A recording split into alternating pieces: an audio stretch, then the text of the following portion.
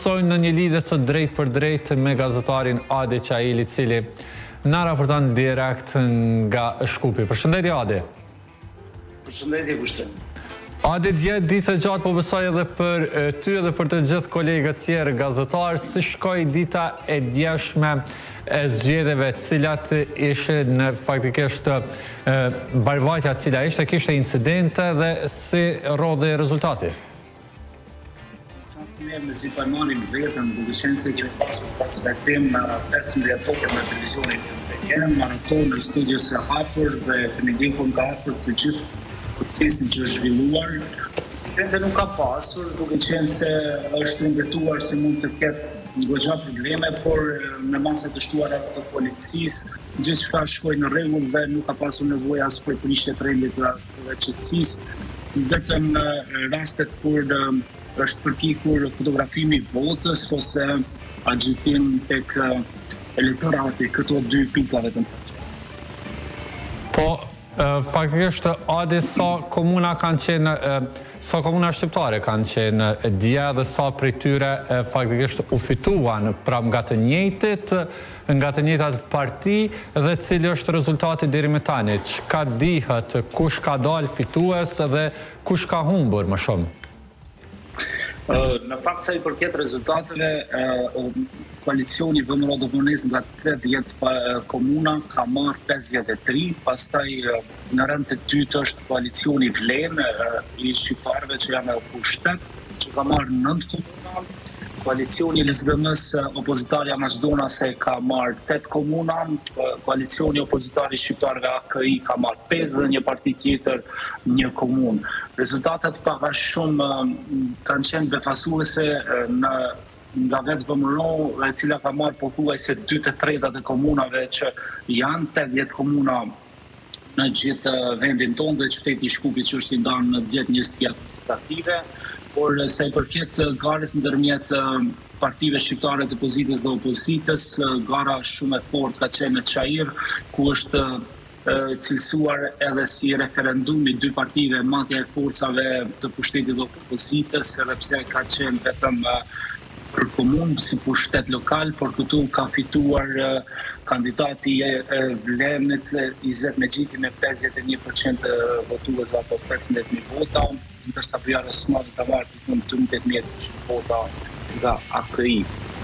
Gara e ngushtë është edhe në Tetove, cila ka shkuar në balotazh, njësoj ndërmjet këtyre dy koalicioneve. Blau Kasami nga Vlen kryeson me 45% votuesve, ndërsa Baram Rexhepi me 36.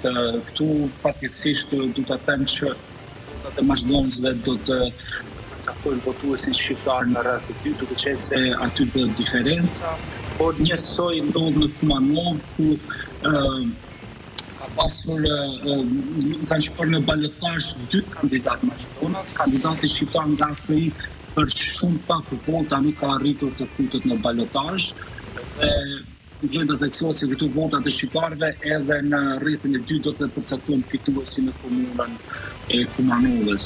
Ajo që është interesante, në të parë komuna Qashkës është fituar nga një kandidat shqiptar, që është kandidati i AKI-s, dhe këtu Suat Shaqiri ka marrë 50-71% të votave sa ka qenë dalja aty në Qashkë. Është një komunë e vogël malore ndërmjet Prillepit dhe Velesit në Maqedoninë qendrore, ku gjithmonë shqiptarët kanë pasur problem me lejimin e tyre për të folur, për të ushtuar të drejtën e tyre demokratike, të folur gjuhën shqipe, por edhe që është në keqja edhe për të mësuar në shkollën fillore, edhe pse është me ligj e rregulluar që çdo qytetar duhet të mësojë gjuhën në gjuhën anëtare sa është në shkollë fillore dhe të mesme. Shpresojmë që kandidati tashi kryetari i jashtëm që jetë Suat Shaqiri do të zgjidhë këtë problem dhe do i mësojë atyre pak nxënësve që janë aty mos të shkollarizohen. Po, Adi, është vetëm kjo komunë e cila u fitua për herë të parë nga shqiptarët, apo ka pas edhe komuna tjera që në këto zgjedhje kanë bërë që shqiptarët të fitojnë për herë të parë? Jo, kthesa është bërë vetëm në këtë, por ideja është që edhe në Kërçovë në rreth të dytë ka shkuar një kandidat i VMRO-s dhe kandidati i AKI-s që është Fatmir Deari. Kandidati i Vlenit Fatmir Limani nuk ka arritur të futet në balotazh, por deklarata e tij është që të fitojnë më mirë, për në opinionit thirrje që të votojnë ashtu si kur ata e vlerësojnë. Ka mundësi që edhe Kërçova të vazhdohet faktikisht Fatmir Deari të merr edhe mandatin e tretë si kryetar komune. Kjo ka qenë pak më diskutueshme se i përket epiteteve të marrjes së komunave, ndërsa në komuna tjera pothuajse pak më shumë është e ditur rezultati që do jetë edhe në raundin e dytë. Po, a di ka ndonjë komunë që është udhëhequr nga shqiptarë deri tani, por që është humbur, apo ende qëndrojnë në të njëjtat ura ku kanë qenë edhe para zgjedhjeve?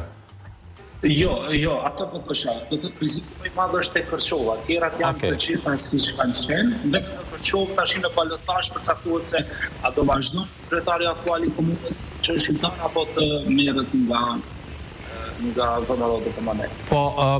Po çka po ndodh me Shkupin? Ka Shkupin një kryetar nga rondi i parë, apo cilat janë rezultatet në Shkup, duke pas parasysh që është kryeqendër dhe interesimi patjetër që edhe gara ka qenë kogja e fortë. Qyteti i Shkupit faktikisht që është si njësi administrative në vete, tu po kryeson Orsi Gjergjevski VMRO permanent me 39%. Sa puna nuk janë vëllë, nuk është bërë numërimi 100%, po unë po navigoj në faqen zyrtare të Komisionit Shtetëror të Zgjedhjeve dhe por ajo që mund të them se do të ketë rreth të dy, do të shkoj krahas kandidatit të Levicës me sa po shoh. Është parti e Majta që quhet Partia Maqedonase e Majta. Do jetë faktikisht në balotazh me kandidatin e VMRO permanent që është Orsi Gjergjevski. Po, ade, kur pritet që të mbahet pastaj rundi i dytë, balotazhi i zgjedhjeve të cilat u mbajtën këtë diel? Rundi i dytë do të mbahet me 2 nëntor, faktikisht pas 2 javësh, vetëm se është e përcaktuar dhe për të parë se si do jenë rezultatet finale për certifikimin e rezultateve dhe marrjes së detyrës së kryetarëve të komunave, por edhe të këshilltarëve komunal, duke qenë se qytetarët kanë votuar në 2 lista, për kryetarë komunal dhe për këshilltarë komunal. Dhe aty ku qytetarët nuk kanë shpresuar që të marrin kryetarën e komunave, kanë punuar fort që të marrin sa më shumë këshilltarë në mënyrë që edhe zëri i tyre të dëgjohet përmes projekteve të propozuara në Këshillin Komunal apo Asamblenë Komunale, siç e quajmë në Kosovë. Dhe aty është mundësia që të realizohen projekte, të bëhet ndarja e buxhetit në mënyrë të drejtë në bazë të nevojave të qytetarëve.